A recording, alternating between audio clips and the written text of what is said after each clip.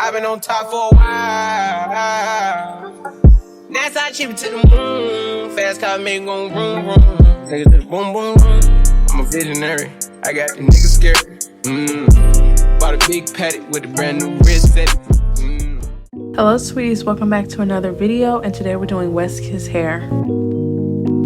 With this hair I got a pair of lashes,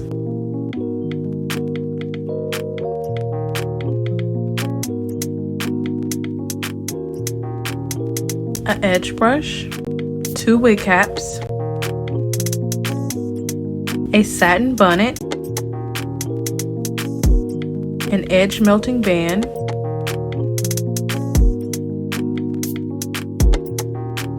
the hair that we will be reviewing today is an HD 5x5 14-inch deep wave wig and 180 density. You can see the closure, the 2 combs in the front, the comb in the back, and the adjustable straps.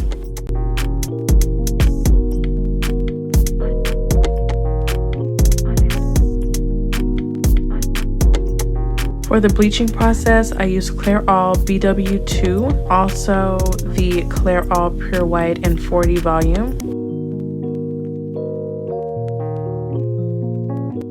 So for my closure wigs, I take 1 whole cup of the bleaching powder, and then I use that same dipper to fill it halfway with the cream developer. I pour that in and mix it up, and it makes the perfect like toothpaste mixture, and that is enough to cover your entire closure.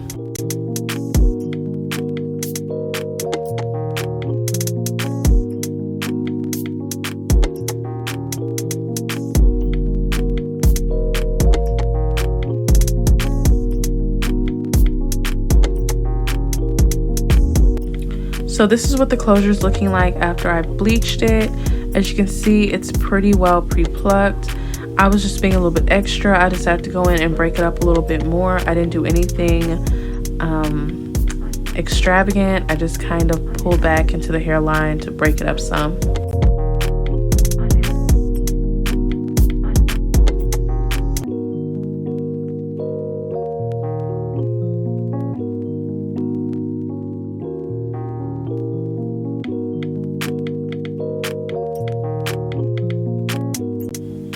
Okay, so it's installation time. This hair is so pretty. It has such a beautiful flow to it. After I conditioned it and it dried, so freaking pretty.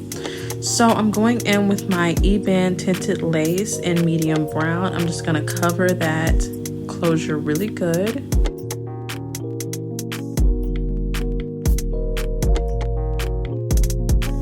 So now I'm just gonna prep my wig cap. For my closure wigs, I never do anything special to my wig caps, like glue them down or the ball method or anything like that.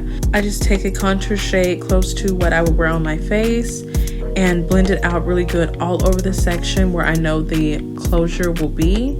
Make sure I get that lightest part of the band as good as possible and just kind of leave it at that, because usually if I'm doing a closure wig, it's a time thing and I don't want to do too much work.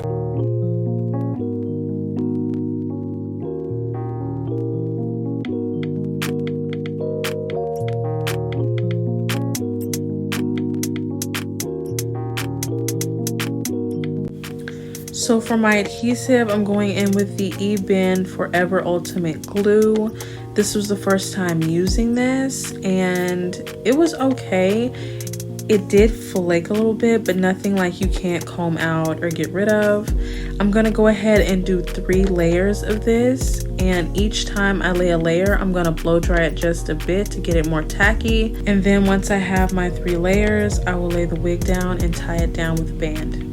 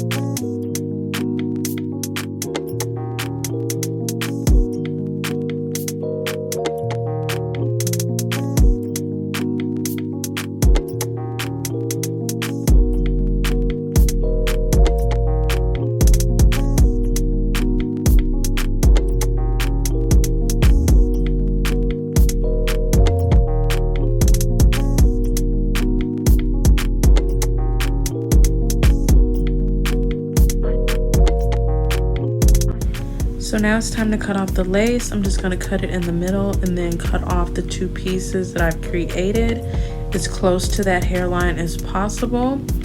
And then I'm just going to take whatever's left in that brush that I used earlier for my wig cap and go over the hairline just to kind of blend everything together.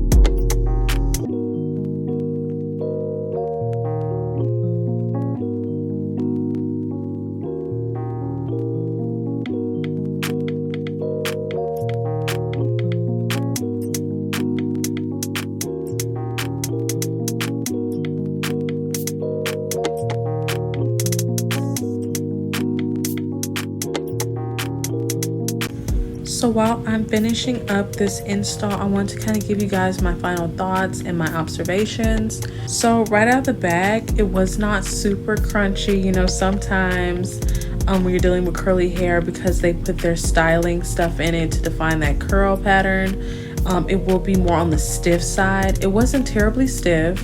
It did have a strong smell to it, I have to be honest.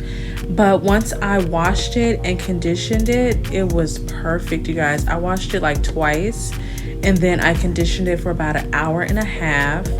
And when I tell you, it was just so silky and soft, and it held a really pretty smell for a good while. I love it when hair can like hold the conditioner scent after you're done conditioning it. This hair is very buttery and soft. Very luxury to touch, I'm telling you. And the lace is phenomenal. I love some good HD lace. You really don't have to do much to it. It just looks good. It blends on its own. I got no shedding. I haven't had any problems with tangling. All in all, this hair is a 10 for me. So that's pretty much it for this video, guys. Thank you so much for watching, and I will see you guys in the next one. Bye.